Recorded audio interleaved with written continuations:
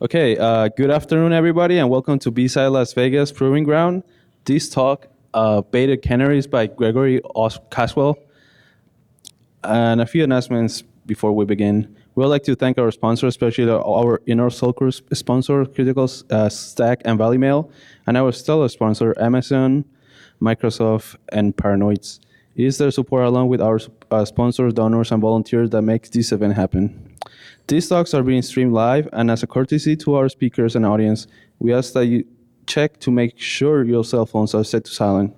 If you have a question, use the audience microphone so YouTube can hear you. Please raise your hand and I'll bring it over. So let's get started. Cool. Oh, hello everyone. I'm Greg Caswell. My talk is on Beta Canaries, monitoring attackers with active beacons. I'm a manager of application security at Indeed.com. My team is primarily responsible for collection of bug bounty, red team engagements, vulnerability assessments, design reviews, yada yada. But when I'm not doing work stuff, I enjoy automating aquaponic setups, beekeeping, or gaming. So Indeed's purpose is to help people get jobs. And we've been successful enough at it that we have over 250 million unique visitors every month. But running a popular site has its problems, obviously. For today's talk, I'll be talking about two different scenarios where that you can see fairly common in tech companies and how you can use canaries to try to address those problems. Historically speaking, canaries refer to, it's an allusion to canaries in a coal mine, where miners would take down a bird in a cage with them, and if a silent but deadly, undetectable, or a gas you could not smell but was deadly, such as carbon monoxide, was down in the mine, it would kill off the bird before the human and give the miners time to escape before also passing out. And so this was, within InfoSec, it's referring to typically a single fire detection mechanism. You can consider it a type of honeypot. The main distinction between canaries and most honeypots is that canaries are used primarily in production systems, whereas honeypots are usually simulated systems. Just a quick primer on canary tokens, or honey tokens. These are typically unique strings that only exist in a single location. They're primarily useful in that if this string is ever found in any other context other than the place you put it, then you know someone has accessed that file or location. The downside of canary tokens or honey tokens is they are single use. So active canaries, at least what we're talking about today, is basically the canary trigger kicks off some persistent logic that allows you to monitor or gain additional context on the environment that it's running in. It's just a slight modification. So how can we use canaries generally speaking? Attackers, like most people, are typically focused on just the function and of trying to do something and aren't super careful on what kind of information they ingest to perform the function they need to perform. And we can abuse that laziness by injecting some logging or beacon functionality into what they're performing. So for the first attack scenario, a common way to steal account credentials is a phishing site that looks exactly like a legitimate login page. As an example of an Indeed phishing site, if you'll look fairly carefully, that's technically not Indeed.com. It's our good friend lindeed.com. Now, attackers can use these Indeed lookalike domains to target both our job seekers and employers, since both accounts can have value. Beyond just collecting credentials that they may use in attacking other sites or applications, within our platform itself, a compromised employer account could be used to scam job seekers, for example. Maybe it's some iteration of a fake check cashing scheme or Maybe they're just trying to steal people's personal information. But even with compromised job seeker accounts, you could still spam employers, or at least it's solicitation spam of some sort. So it's something we want to avoid either way. Protecting the trust and safety of our users, however, is difficult when the attack is not even occurring on a domain we control. So you may not even find out about someone being phished unless some observant victims alert us to it after the fact that, hey, I entered my creds on this fishy site, and I don't think it was Indeed.com. Could you check it out? And then even once you find out that a site is phishing your users, remediation is at best trying to guess which users might have been affected, maybe taking the legal route and try to take down the site that's attacking your users. But it's not a great situation. So what can we do about this?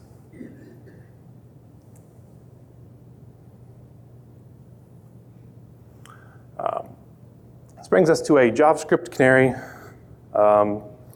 The JavaScript canary's basic idea is to include a piece of script in either JavaScript or CSS that phone homes when it's executed in an unexpected domain.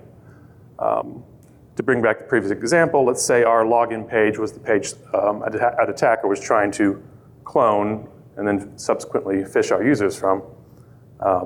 This piece of JavaScript would execute the moment that they cloned the page and dropped it into any other domain, even if it's localhost or the new domain they've spun up for it.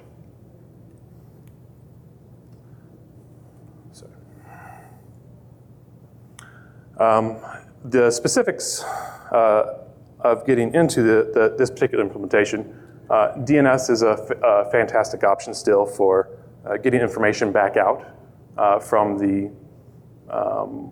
canary, just because, especially in a browser context, you're usually expecting mostly HTTP traffic, and if you're just trying to clone a page, you're not usually breaking out Wireshark to see what sort of traffic is coming from this clone page. As far as the actual mechanism of sending out a DNS lookup, there are several options available. The most straightforward one is just DNS Prefetch. Its legitimate use is just to pre-lookup and cache a DNS mapping. We, however, will use it to send data via the domain itself. It would look something like this, where you've got your link rel for DNS Prefetch, and then in the subdomain of a domain you control, you actually ship back the data, be it a canary token or something more active. There are a few constraints to keep in mind when working with DNS. It is case insensitive, so you'll probably want to take your payload and maybe base32 encode it just to ensure that it ships nicely. There are some max character lengths in both the URL as well as subdomains, or even number of subdomains in the URL that can catch you up. For the trigger of the JavaScript canary, it's pretty straightforward. You just do a test to see if it's not operating on an expected the domain it's normally hosted on. As far as if you want to add some additional functionality to detect, for example, the victims that fall to the phishing site, you can add event listeners to the form submit on your login form after the fact, and that will let you log which users have submitted information through the phishing sites form. The extra catch clause there is really only for Internet Explorer compatibility, but do what you will. And so at its simplest, you might have something that ends up with something that looks something like this. You've got your test at the top for the domain. You create a DNS prefetch link element. You add your payload to the domain, and finally append that element to the body. The moment the element gets pinned to the body, that's when your DNS request actually gets sent out. If you are implementing a more active canary, your payload should likely include a few more elements than just a canary token, however, to ensure reliable transmission and collection. In our implementation, it looks something close to this. There's a few different fields we'll go through here quickly. The first field is just a nonce, just a random nonce.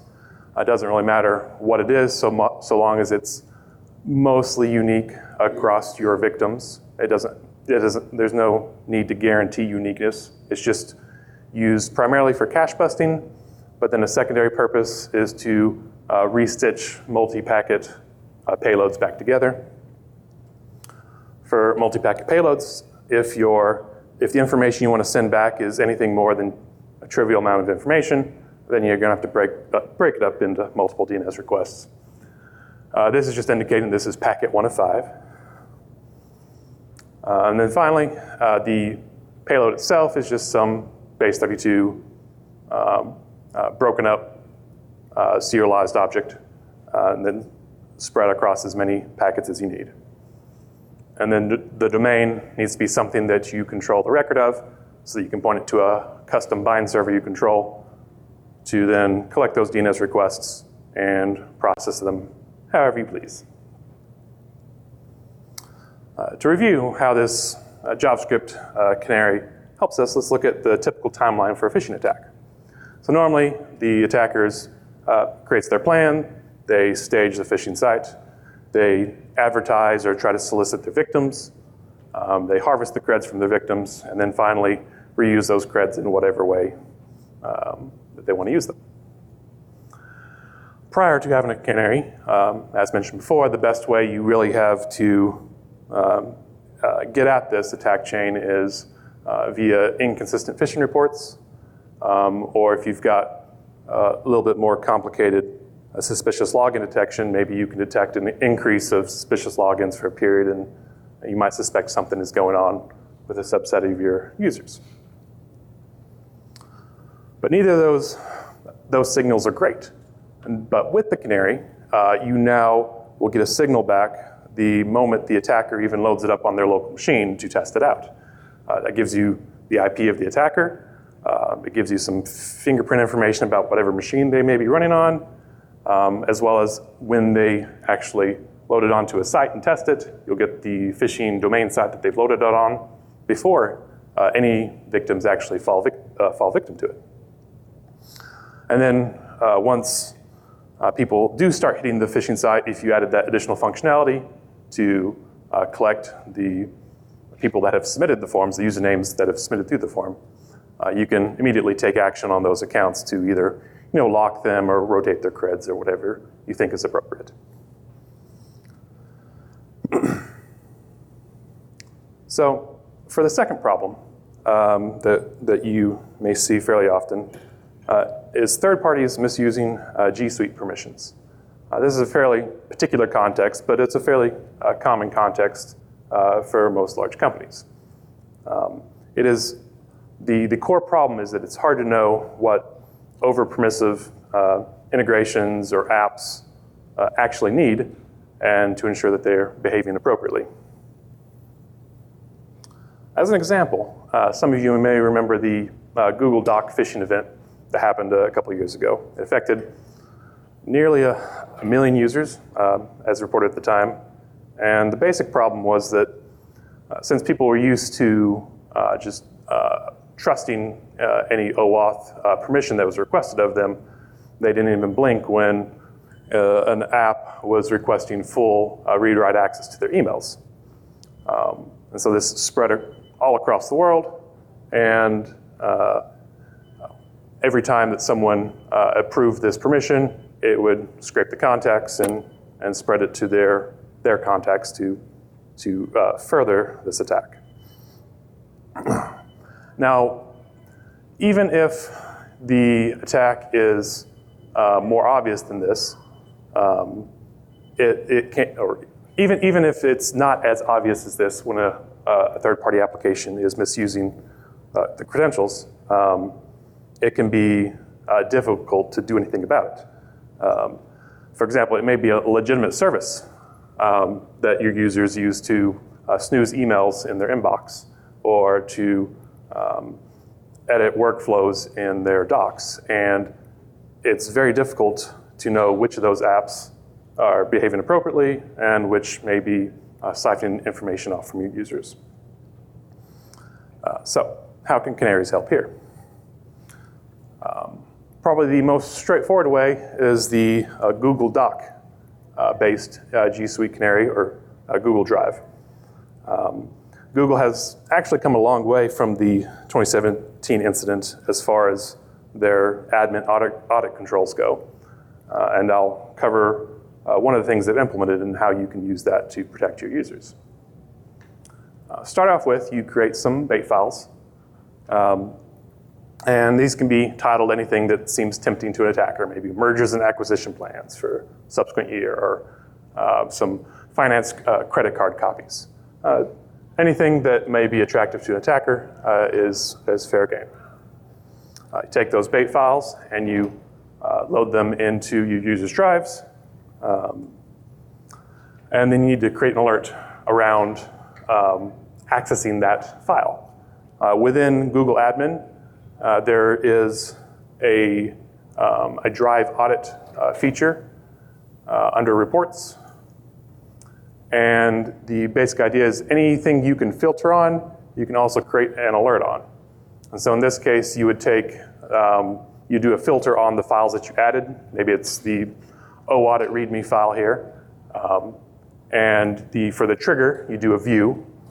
And then for the action to take, you just, you can email that alert to an account that you're monitoring. The one constraint to note is that this alerting functionality only works within Drive and not within necessarily all of G Suite. Once an alert has been set, you can dig a little further if you want more context on related activities. Zooming in a little bit on this redacted report. This is the token report. So basically, for any OAuth token, you can see which account is accessing which event and on behalf of which user. You can even see the application name as well as the IP address that it came from. This gives you a way to kind of filter out false positives. For example, if someone in your organization opens the file, you'll have that IP that may be associated with one of your office IPs, and so you can disregard that alert. To review, the basic flow here is to create some bait files in Drive, add them to users' drives, filter down to your bait files in the admin audit view, and then finally set an alert on the view action for that file. Ideally, this gives you the ability to detect certain misbehaving G Suite apps.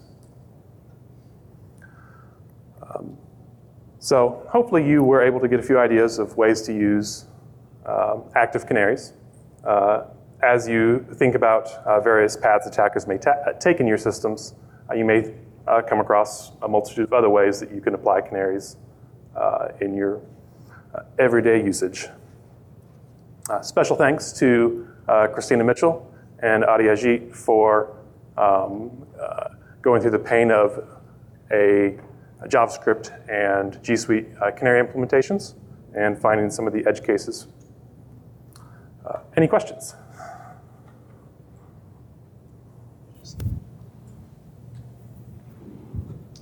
So I work at a place where we deal with, account takeovers, things like that. So from the phishing perspective, we have some pretty good visibility into, attempted credential stuffing attacks, things like that. I guess we have some visibility on the fraud side. Customers call in and they have, they report their account's been hacked or whatever. So we have some stuff on either end, but I don't think we really have a lot of visibility into phishing sites targeting customers. So I'm curious if before you implemented the solution, if you had much of an idea of what it was like, and then since you've implemented the solution, how successful it's been. I'm kind of curious if it's better than you thought or if it's worse than you thought, like, the phishing problem in general. Yeah. As far as before we implemented it, did we think it would work well, or what our thoughts were on it? My thoughts there is it gives us a different place to get signal that we didn't have before. And so regardless of how it ended up being after the fact, it is some signal at a time where we don't have any other fantastic way to measure these activities. As far as how it's been since, we can talk more after, but it's not something I can go into right now. Any question? So this seems like a pretty good method for detecting phishing attacks as they're being used. Do you have any sense of how widely this type of mitigation has been adopted in the wild? I can't imagine it's a unique idea, but I also haven't seen any companies or applications utilizing this mechanism. If anyone has heard of any, I'd love to talk more to swap stories and get some ideas on better implementations, though. I really like the JavaScript stuff at the beginning. Have you thought about whether or not does this fall into the category of hacking back? Are you guys on sort of thin ice a little bit? I would categorize this as logging. I mean, it's the same as any other logging mechanism that you might have on your site. If you added additional features of a more malicious or intrusive nature, then perhaps you might get in that direction. But for the most part, this is just passive data collection of clients of your website. Yeah, just to be a little bit argumentative, but you are executing code on somebody else's machine without authorization, and you could have put a shell, web shell into your code just as easily. Yeah, we're not. I mean, yeah, it's a really good question. But yeah, the barrier I like to say is we're just passively collecting information that you would normally passively collect on your own site. We're not making them put it on their site. If they're copying our code and drop it on their site, it's just a signal that something is happening. Is this something you had to update your privacy policy on your site to do, like with GDPR, for example, when you're collecting data like this? What would be the concern?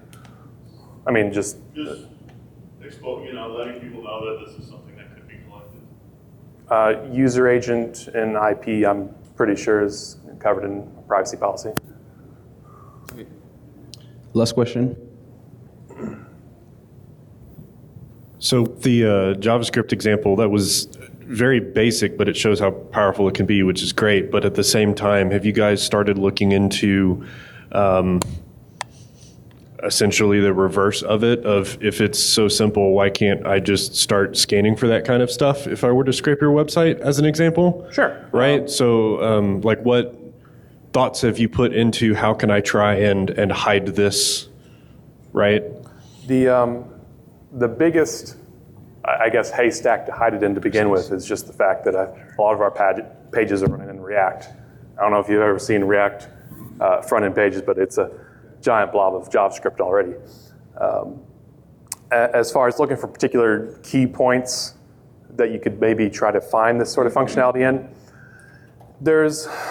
I know of 3 mechanisms in JavaScript that all work for DNS exfiltration. That's only if you explicitly want DNS exfiltration. You could just do it HTTP if you really wanted to, and then it'd be indistinguishable from any other log action. There's 2 possible CSS implementations as well. They're a little less feature-rich, but I feel like the escalation of trying to prevent people from finding and stripping out that code is not top on our priority list. That we're already relying on the attacker to not really inspect the code before dropping it onto their site. So I think we're fine with a partial solution in that case. Okay, thank you very much. Give it up for the speaker